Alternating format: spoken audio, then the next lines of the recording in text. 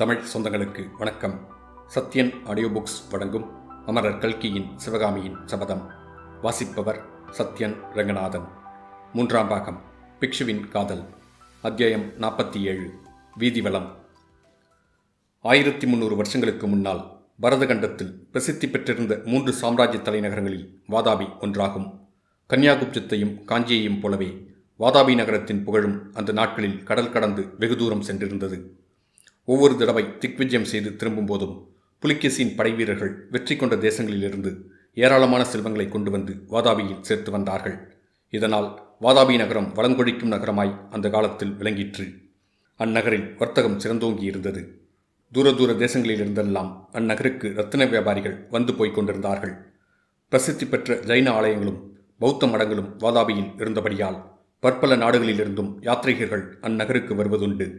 இதனாலெல்லாம் வாதாபி நகரம் எப்போதும் கலகலப்பாகவே இருந்து வந்தது. அதிலும் சக்கரவர்த்தி தலைநகரில் இருக்கும்போது கேட்க வேண்டியதில்லை.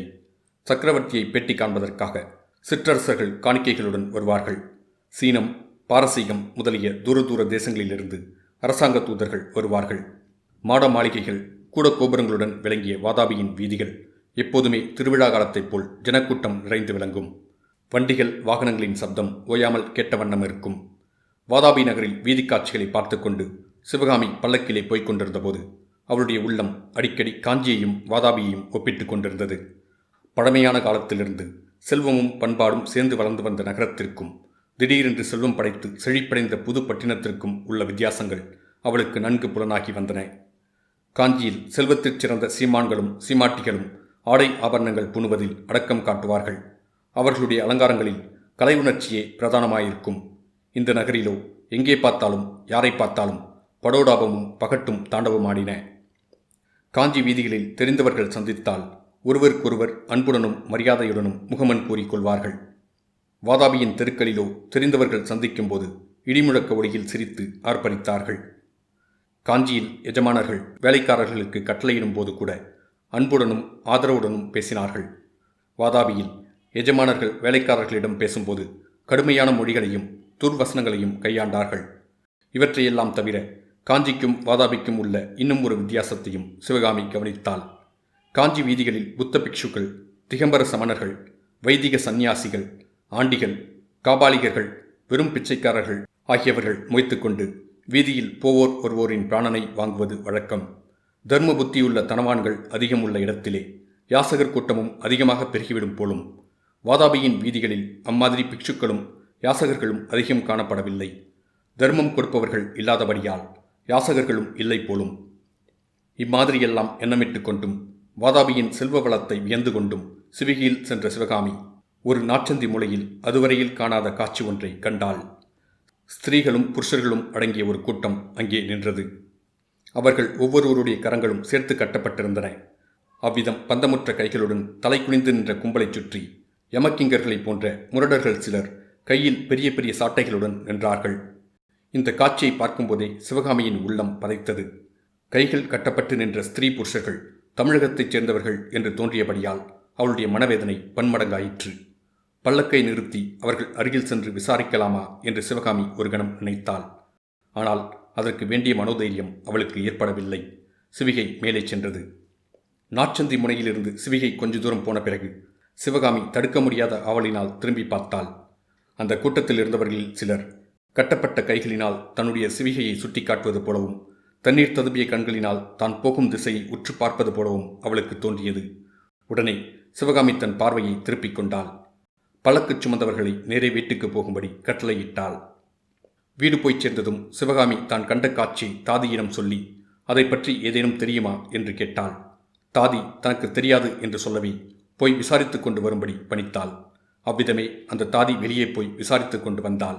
அவள் கூறிய விவரம் சிவகாமிக்கு சொல்ல முடியாத பயங்கரத்தையும் மனவேதனையையும் அளித்தது.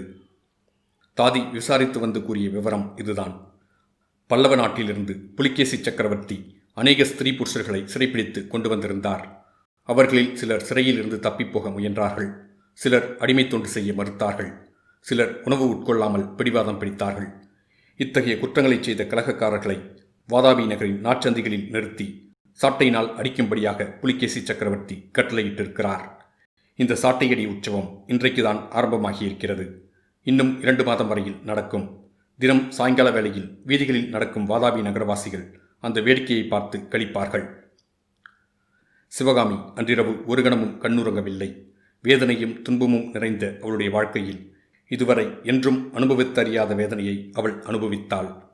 சுளீர் சுளீர் என்று அவளுடைய உடம்பில் சாட்டையடி விழுவது போன்ற உணர்ச்சி அவளுக்கு அடிக்கடி உண்டாயிற்று. பொன்முகலியாற்றங்கரையில் அவள் புலிகேசியை வேண்டி தன்னுடன் சிறைப்பட்டிருந்த மாதர்களை விடுதலை செய்தது அவளுக்கு நினைவு வந்தது. அன்று விடுதலையானவர்கள் சலுக்கர் சைன்யத்தினால் சிறைப்பிடிக்கப்பட்டவர்களில் ஒரு சிலர்தான் போலும். இன்னும் எத்தனையோ பேரை முன்னால் சென்ற பெருஞ்சைன்யம் சிறைப்பிடித்துக் கொண்டு போயிருக்க வேண்டும். இன்று பகலில் சக்கரவர்த்தி வந்து தன்னுடன் பேசியதன் கருத்தும் தனக்கு வாதாபி நகரை சுற்றி பார்க்க அனுமதி அளித்ததன் கருத்தும் இப்போது சிவகாமிக்கு புதிய பொருளில் விளங்க ஆரம்பித்தன. சிவகாமியை தன்னுடைய காலிலே விழுந்து கெஞ்சும்படி செய்வதற்காக இம்மாதிரியெல்லாம் ஏற்பாடு செய்திருக்கிறான் அந்த கிராதகன். ஆனால் அவனுடைய எண்ணம் நிறைவேறப் போவதில்லை. யார் எப்படி போனாலும் சரி, இனி தான் புலிகேசின் காலில் விழுந்து கெஞ்சப் போவதில்லை. ஒரு நாளும் முடியாது. இப்படியா வஞ்சம் தீர்க்க நினைத்திருக்கிறான் அந்த பாவி? எதற்காக வாதாபி நகரை சுற்றி பார்க்க கிளம்பினோம் என்று எண்ணி எண்ணி சிவகாமி தவித்தாள். இரவெல்லாம் தூக்கமின்றி துடித்து கொண்டிருந்தாள். மறுநாள் பொழுது விடிந்தது. சூரியோதயம் ஆயிற்று. வானவெளியில் சூரியன் மேலே வர வர சிவகாமியின் இதய துடிப்பு அதிகமாயிற்று. சூரியன் மேற்கு நோக்கி பிரயாணம் செய்ய அவளுடைய உள்ளமும் உடம்பும் பதறத் தொடங்கின. இத்தனை நேரம் அந்த பல்லவ நாட்டு ஸ்திரீகளும் புருஷர்களும் நாற்றந்தியில் கொண்டு வந்து நிறுத்தப்பட்டிருப்பார்கள். அவர்களுடைய கைகள் பின்னால் சேர்த்து கட்டப்பட்டிருக்கும். இத்தனை நேரம் யமகிங்கர்கள் போன்ற காவலர்கள் கையில் பெரிய சாட்டைகளுடன் வந்து நிற்பார்கள். இன்னும் சிறிது நேரத்திற்கெல்லாம் சாட்டையினால் அடிக்கத் தொடங்கி விடுவார்கள். சிவகாமி முதல் நாள் இரவு கொண்டிருந்த மன உறுதியெல்லாம் பறந்து போயிற்று. பரபரப்புடன் பல்லக்கு கொண்டு வரும்படி வாசற்காவலர்களிடம் கட்டளையிட்டாள்.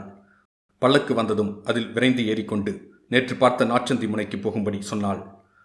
நாற்றந்தியின் சமீபத்தில் இன்று சிவகாமியின் சிவிகை போய் சேர்ந்தபோது அங்கே கரங்கள் கட்டப்பட்டு நின்றவர்களிடம் நேற்று காணாத கிளர்ச்சியை இன்று கண்டாள். அவர்கள் ஒருவருக்கொருவர் ஏதோ பேசிக்கொண்டார்கள். அவர்களில் பலர் சிவகாமியை நோக்கி, அம்மா, தாயே, எங்களை காப்பாற்று என்று கூச்சலிட்டார்கள். எதிர்பாராத இந்த அபயக் குரலினால் சிவகாமியின் உள்ளம் பெரும் குழப்பமடைந்தது. ஐயோ, இவர்களை காப்பாற்றும் சக்தி உண்மையில் நம்மிடம் இருக்கலாகாதா என்ற ஏக்கம் ஒரு பக்கம் உண்டாயிற்று. பல்லக்கை தரையில் இறக்கச் சொல்லி தானும் இறங்கி கூட்டத்தை அணுகினாள். மீண்டும், அம்மா, தாயே, எங்களை காப்பாற்று என்ற கூக்குரல்கள் அக்கூட்டத்திலிருந்து எழுந்தன. சிவகாமி அவர்கள் அருகில் இன்னும் நெருங்கிச் சென்றாள். அவர்களில் சிலருடைய உடம்பில் முன்னமே சாட்டையடிப்பட்ட காயங்களை கண்டாள். அந்த காயங்களிலிருந்து இரத்தம் கசிந்து கொண்டிருப்பதையும் தரையில் பல இடங்களில் இரத்தம் சொட்டி கரையாகியிருப்பதையும் பார்த்தாள். சிவகாமியின் தலை சுற்றியது, வயிறு குமட்டியது, மயக்கம் வந்தது. அதையெல்லாம் சமாளித்து கொண்டு ஒருவாறு சித்த தெளிவை நிலைநாட்டி கொண்டாள்.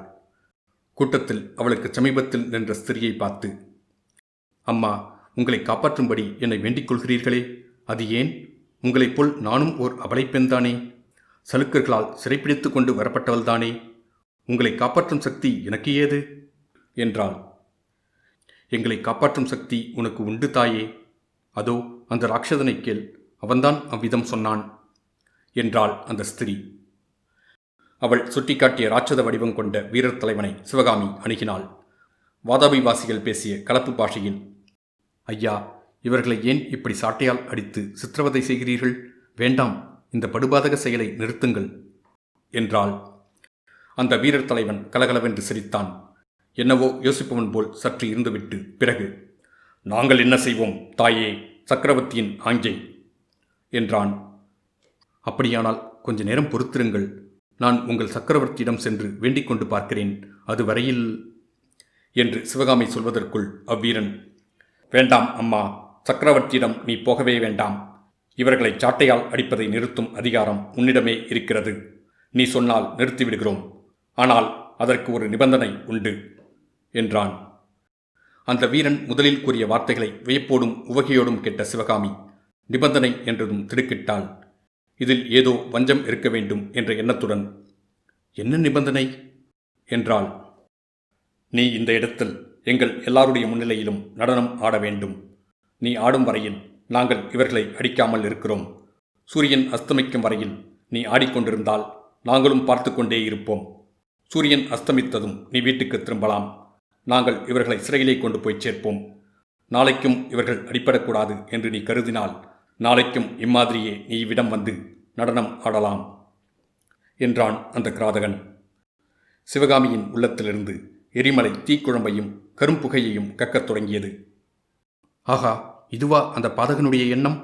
இப்படியா என் மீது பழிவாங்க பார்க்கிறான்? இப்படியா என் அற்புத கலையை இழிவுபடுத்த நினைக்கிறான்? புத்த பிக்ஷு வேஷத்தில் வந்து என் கலையைக் கண்டு மெய்மறந்து பரவசமடைந்ததாக நடித்ததெல்லாம் இதற்காகத்தானா? ஆனால் அந்த வஞ்சக நெஞ்சனுடைய உத்தேசம் ஒரு நாளும் நிறைவேறப் போவதில்லை. யார் எப்படி போனாலும் நான் வாதாபியின் நாற்சந்தியில் நின்று நடனம் ஆடப்போவதில்லை. ஒரு நாளும் இல்லை. முகத்தில் குரோதம் பொங்க, கண்களில் தீப்பொறி பறக்க, நின்ற இடத்திலே ஸ்தம்பமாய் நின்று யோசித்துக் கொண்டிருந்த சிவகாமியை பார்த்து மேற்படி வீரர் தலைவன், என்ன முடிவு சொல்கிறாய் தாயே? நடனம் ஆடப்போகிறாயா, அல்லது இவர்களை தங்கள் காரியத்தை பார்க்கச் சொல்லட்டுமா என்று கேட்டான். அந்த கேள்வி சிவகாமியின் செவிகளில் பழுக்கு காய்ந்த வேல் நுழைவது போல் நுழைந்தது.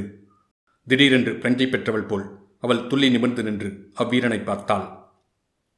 ஆகா, இந்த நாற்சந்தியில் நின்று என்னை நடனமாடவா சொல்கிறாய்? மாட்டேன், ஒரு நாளும் மாட்டேன் என்றாள். அவ்வீரர் தலைவன் முகத்திலே புன்னகையுடன், சரி, உங்கள் வேலையை நீங்கள் நடத்துங்கள் என்று கையில் சாட்டையுடன் நின்றவர்களை பார்த்து கட்டளையிட்டான். இத்துடன் அத்தியாயம் 47 முடிவடைந்தது. மீண்டும் அத்தியாயம் 48 சந்திப்போம்.